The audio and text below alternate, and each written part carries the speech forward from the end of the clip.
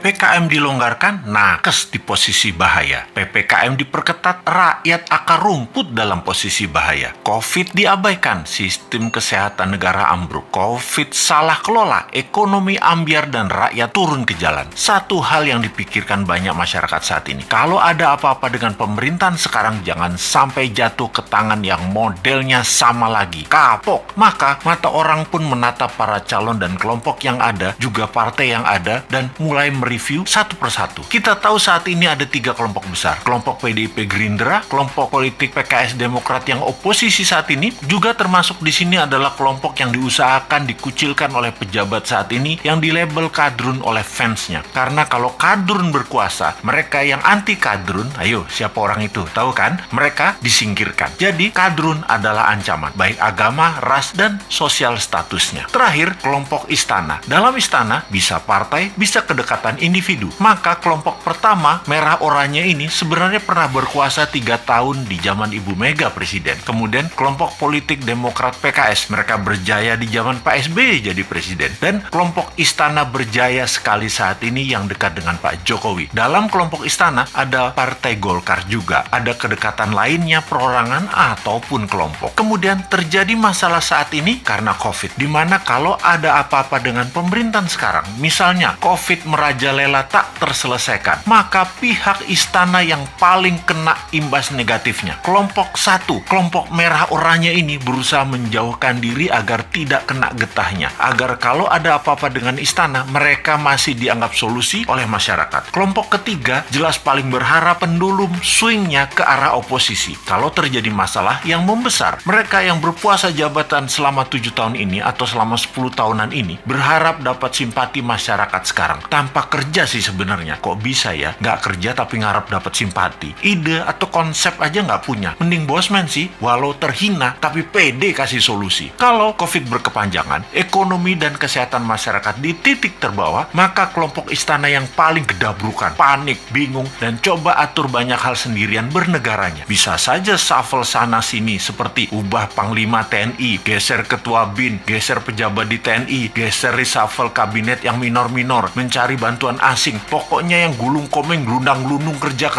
ya kelompok istana ini. Yang oposisi memanfaatkan ini semua dengan memberitakan hal-hal yang buruk di sekitar istana dan pejabat terasnya. Oposisi ini, 2 partai utama Demokrat dan PKS ditambah pasukan yang dicap kadrun, yang dicap jual agama. Itulah mereka para oposisi. Di posisi 1, mereka siap-siap ambil peluang juga agar kepercayaan masyarakat tumbuh ke arah mereka. Juga tidak dipersalahkan atas kesalahan kelolaan COVID dan jatuhnya ekonomi karena istana yang paling bertanggung jawab. Kalau istana berhasil melewati masa pelik ini selama 3 tahun ke depan, posisi 1 dan posisi istana berusaha memainkan dongeng kesuksesan ini untuk bekal 2024. Kompak lagi mereka. Singkatnya, saat ini yang namanya politikus sisa, banyak yang masih diam-diam baik untuk ambil posisi. Mau miring ke istana atau mau ikut oposisi dengungkan terus kejelekan istana, nggak banyak actionnya mereka ini. Mereka ini seperti Nasdem, P3, PAN, PKB, Hanura. Partai-partai miring ke istana ini juga terasa sekali mereka lagi ambil jarak dengan istana sekarang. Deket enggak, jauh enggak. Bantu enggak, ngerecokin dikit palingan. Inilah peta saat ini kalau kita persingkat. Nah, kita sekarang ke depan bagaimana? Kita sekali lagi ingatkan, 3 posisi tadi yaitu kelompok pertama merah oranye, kelompok istana, dan kelompok oposisi. Ini petanya kita tarik ke belakang. Kita lihat 20 tahun terakhir ini. 3 tahun Ibu Mega, 10 tahun Pak SBY, 7 tahun istana saat ini. Total 20 tahun. Kemudian kita list daftar calon pemimpin 2024. Para calon yang ada saat ini adalah datang dari ketiga genre politik yang ada. Sebutkanlah satu persatu. Pasti mengacu ke salah satu kelompok. Misalnya, Pak Prabowo masuk kemana? Sudah tahu kan? Pak Erik misalnya masuk kemana? Pak Ganjar, Pak Anies, Pak Ridwan Kamil masuk kemana? Jelas ya? Ini pertanyaan new mind sekarang. Apakah dalam 20 tahun terakhir negara Indonesia jadi negara superpower? Apakah Indonesia jadi negara yang ditakuti dan disegani di sekitar kawasan? Apakah Indonesia jadi negara tidak import lagi dan menjadi negara produsen kelas dunia? Apakah pendidikan Indonesia terbaik di dunia saat ini? Apakah sumber daya alam Indonesia masih utuh atau sudah mulai habis tanpa membuat Indonesia jadi kaya? Bener nggak? Pertanyaannya sekali lagi, yakin masih mau sama mereka yang model kelolaan negaranya pasti sama seperti dalam 20 tahun terakhir ini? Yakin masih memilih orang yang di etalase itu semua? Berani nggak ambil yang baru, yang beda, yang timnya kuat di dalam dan di luar negeri, yang bukan genre bernegara ala 3 kelompok yang berkuasa, yang akan menyatukan semuanya di bawah kekuatan yang baru?